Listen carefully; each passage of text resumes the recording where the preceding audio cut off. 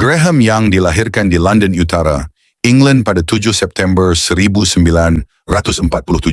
Dalam rekod, beliau dikatakan mempunyai zaman kanak-kanak yang tidak begitu baik.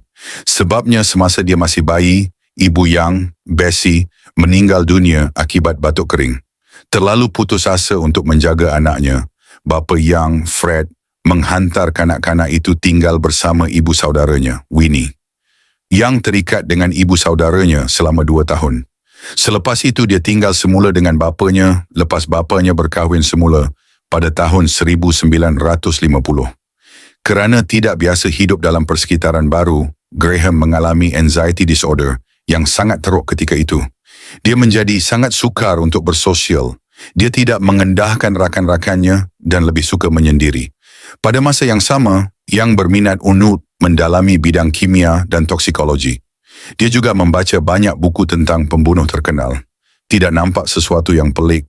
Bapanya sebenarnya menyokong Graham Young dalam bidang sains dengan membelikannya satu set peralatan kimia. Young sangat menyukai hadiahnya dan juga pernah menghabiskan masa berjam-jam dengan peralatan itu. Hobinya dianggap pelik oleh rakan-rakannya di sekolah. Selepas ditangkap kerana cintanya terhadap sains, orang di sekolah mula memanggilnya saintis gila. Melalui pembacaan dan kajiannya yang meluas, Young menjadi mahir dalam selok-belok toksikologi.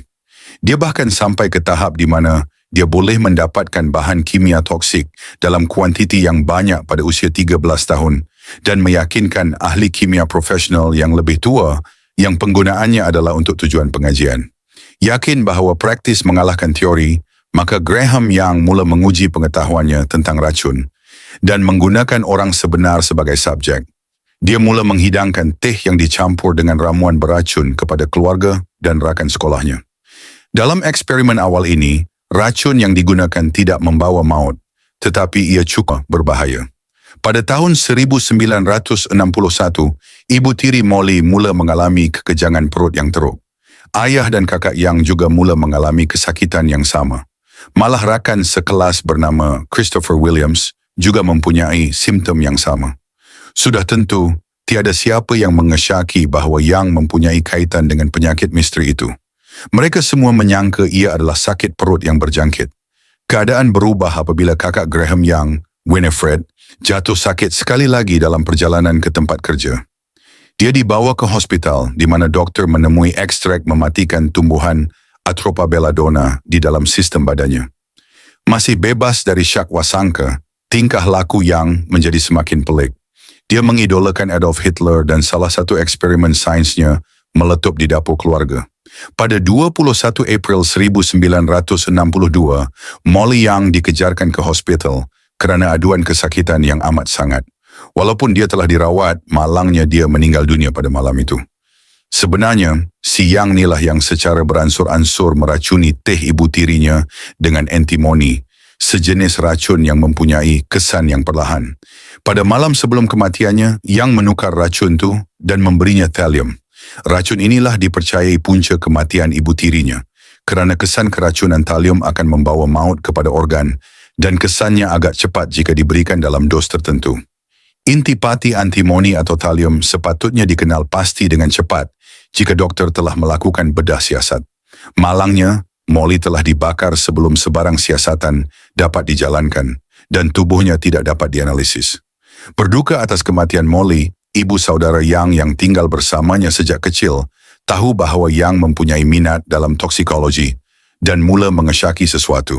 Untuk membuktikan syak wasangkanya, dia kemudian memberitahu bapa Young untuk menghantar Young ke pakar psikiatri. Terapi dengan pakar psikiatri hanya bertahan seketika sehingga akhirnya pakar psikiatri segera mengesyorkan menghubungi pihak polis. Pada 23 Mei 1962, Graham Young telah ditangkap. Semasa disoal siasat, dia mengaku membunuh ibu tirinya dan turut mengaku meracuni ahli keluarganya yang lain. Malangnya, disebabkan ibu tirinya telah dibakar, tiada bukti untuk menyokong pengakuan Young dan dia tidak didakwa atas pembunuhan itu. Sebaliknya, dia ditempatkan di Hospital Keselamatan Maximum Broadmoor. Kemasukan Young ke Broadmoor menjadikannya banduan termuda yang pernah memasuki kemudahan itu. Young ditangkap ketika dia baru berusia 14 tahun. Pada Jun 1970, doktornya menganggapnya sembuh dan dia akhirnya dibebaskan tanpa syarat. Apa yang mengejutkan ialah Yang pernah memberitahu seorang jururawat di sana bahawa selepas dibebaskan, dia merancang untuk membunuh seorang untuk setiap tahun dia berada di Broadmoor. Walaupun kenyataan ini direkodkan dalam fail temu bual, ia tidak memberi kesan apa-apa terhadap pembebasannya. Selepas dibebaskan, Yang segera memohon kerja di makmal yang menghasilkan kanta inframerah untuk peralatan ketenteraan. Alasan dia memohon kerja kat situ adalah sebab kanta inframerah kat tempat tu diperbuat daripada talium. Dan ya, Yang diterima bekerja kat makmal tu tanpa menyelidiki sejarah jenayahnya. Sangat sadis sekali kan? John Hatlen Laboratories, itu adalah tempat pekerjaan baru Graham Young. Selepas lulus temuduga, rakan sekerja dan bosnya di syarikat itu terlalu sibuk untuk mengetahui latar belakang Graham Young. Itulah sebabnya mereka tidak mengesyaki apa-apa apabila Young menawarkan mereka untuk membuat teh dan kopi. Dan seperti yang dijangka, berlakulah penyakit berskala besar kat tempat kerja. Pada ketika ini, tiada siapa yang menyangka bahawa teh atau kopi yang mereka minum sengaja diracuni. Penjelasan yang sangat diterima akal pada masa itu adalah seperti makanan kafeteria yang telah tamat tempoh. Sehinggalah seorang pekerja bernama Bob Agel meninggal dunia, syakwasangka mula timbul. Sebenarnya sebelum tu Bob telah mengambil cuti beberapa hari dan bertambah baik. Tetapi apabila dia kembali bekerja, dia jatuh sakit sekali lagi. Ini kerana Yang telah menghidangkannya lebih daripada satu kelompok kopi dan teh beracun. Akhirnya Bob jatuh sakit teruk sebelum meninggal dunia pada 7 Julai 1971. Kematian kedua seorang pekerja berusia 60 tahun bernama Fred Biggs menyusul tidak lama kemudian. Pada ketika ini, hampir 70 orang pekerja telah mengalami gejala yang sama dan 2 telah diisytiharkan mati. Kecurigaan bertukar menjadi panik. Mereka mula melancarkan siasatan. Di dalam mesyuarat, kebanyakan pegawai telah dikumpulkan untuk menyelidiki punca kejadian. Yang menyertai mesyuarat itu, para pekerja bercakap kiri dan kanan serta menyatakan pendapat masing-masing tentang asal-usul penyakit tersebut. Yang mendengarnya menjadi tidak sabar. Dia agak terkejut apabila mendengar bahawa mereka tidak tahu bahawa talium adalah sebatian toksik, walaupun mereka bersentuhan dengannya setiap hari. Akhirnya, kesilapan kerana mahu dianggap bijak membuatkan Graham dicurigai. Dalam pertemuan itu, Graham berkata, "Mengapa anda tidak mempertimbangkan kemungkinan bahawa orang yang mati diracuni oleh talium daripada bahan asas kanta inframerah?" Terkejut dan prihatin dengan cadangan Yang tentang talium, pekerja di sana melaporkannya kepada pihak pengurusan.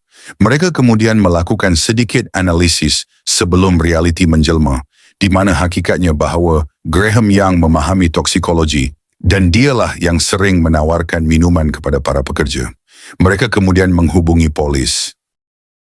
Siasatan terhadap Young telah dilancarkan. Penyiasat tidak mengambil masa yang lama untuk mencari diari Young, di mana dia secara saintifik menerangkan eksperimennya dalam meracuni rakan sekerjanya. Memburukkan lagi keadaan Young, penyiasat juga menemui dos talium yang dimanipulasi dalam poket Young. Dia segera diisytiharkan sebagai suspek. Young dijatuhi hukuman penjara seumur hidup pada Jun 1972. Pada tahun 1990, dia ditemui mati di dalam selnya dengan punca kematian rasmi disenaraikan sebagai serangan jantung. Walau bagaimanapun, ada yang percaya bahawa dia bosan dengan kehidupan di penjara, dan oleh itu dia menjalankan satu eksperimen saintifik terakhir ke atas dirinya sendiri, yaitu minum racun. Dan dengan itu, kisahnya berakhir.